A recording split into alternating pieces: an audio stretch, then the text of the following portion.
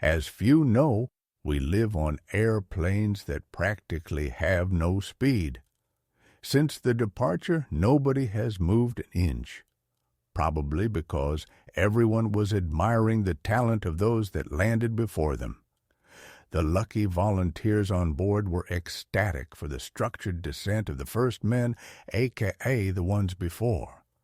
Lights flashed as they entered the newly functional path.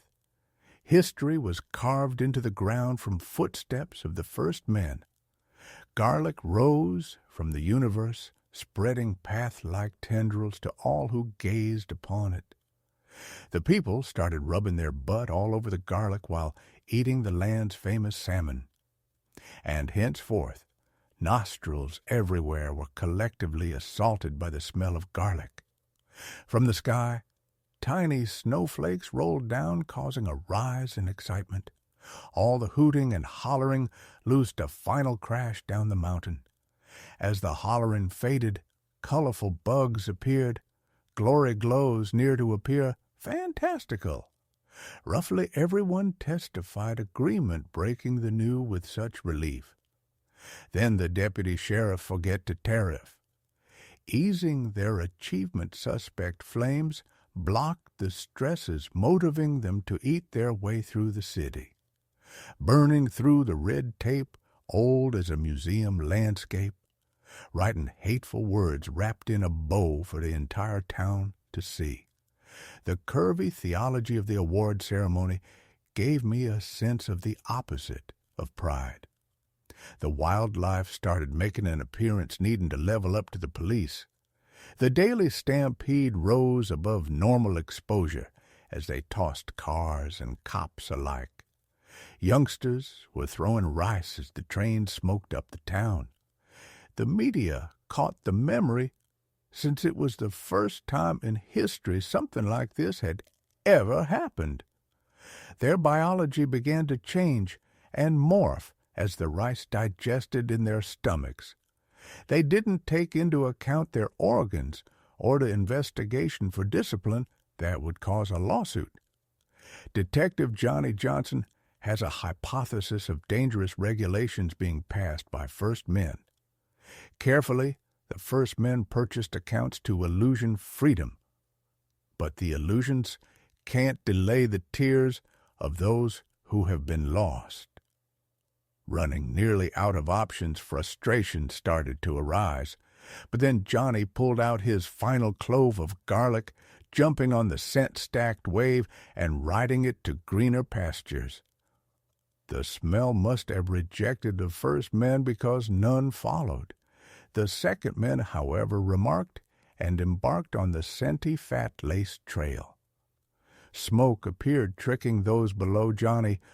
What looked like a giant monkey dropped down from above towards the unsuspecting citizens.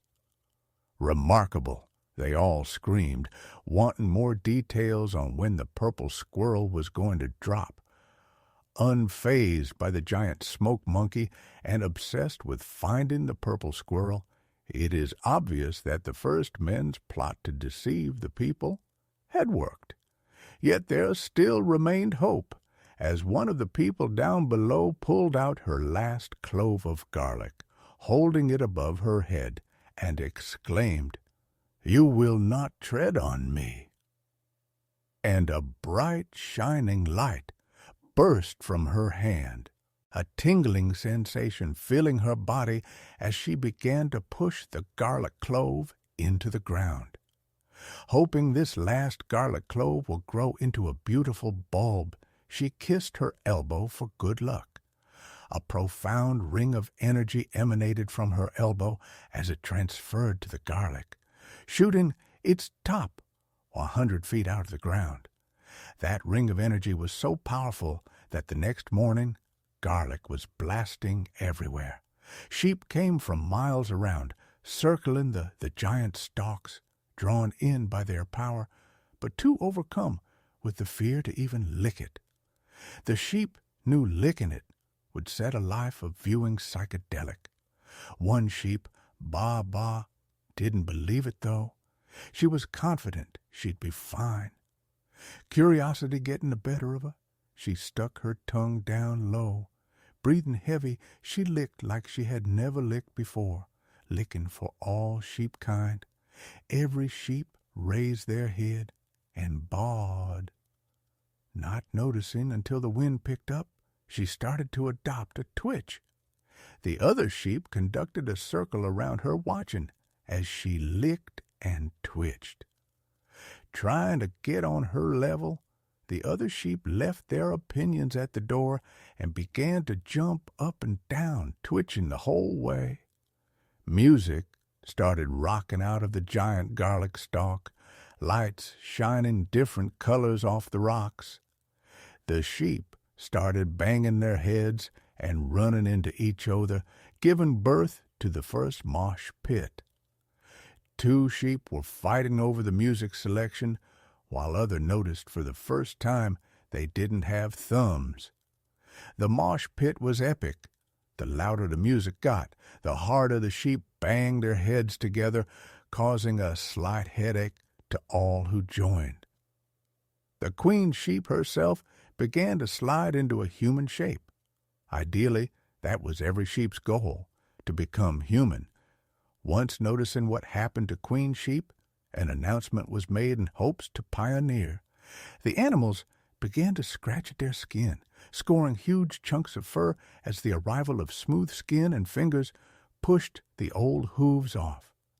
They were known for being brave. Old tradition as sheep were now dismissed, and new tradition as human began. One small heart for sheep, one giant jacket for mankind. The sheep thought they'd all look alike, but they were different. Some were young, some were old, some had hair, while others were bald. The one thing they all did have in common was a scare running down their backs. Wounds started showing up all over their bodies, so they quickly put clothes on to blend in as civilians. Some of the newly made humans began to run away, until the queen sheep let out a bellowing roar from deep in her lungs.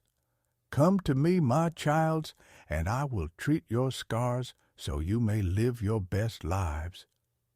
And so, one by one, the queen mother touched her children, healing them of any malformities from the transformation. When you need me most, call out my name and I will come running.